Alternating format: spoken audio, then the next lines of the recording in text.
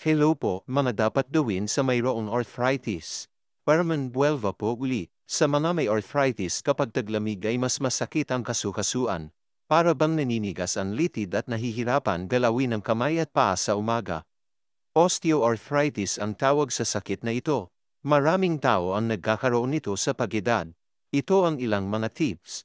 Una, magsuot ng guants at medyas sa gabi para hindi malamigan ang kamay at paa.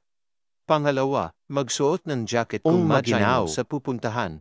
Pangatlo, paggising sa umaga, magunat-unat muna ng kamay at paa para lumuwag ang mga litid. Pagkaraan ng 30 minutos ay mababawasan na ang paninigas ng kamay at paa. Ika-4, kung mataba, magbawas ng timbang para hindi matagtag ang tuhod at paa. Ika-5, lagyan ng hot water bag ang parteng masakit. Subukan pa rin igalaw-galaw ang katawan para hindi tuluyang tumigas ang mga buto. Ika-6, huwag agad uminom ng pain reliever at baka makasama ito sa katagalan.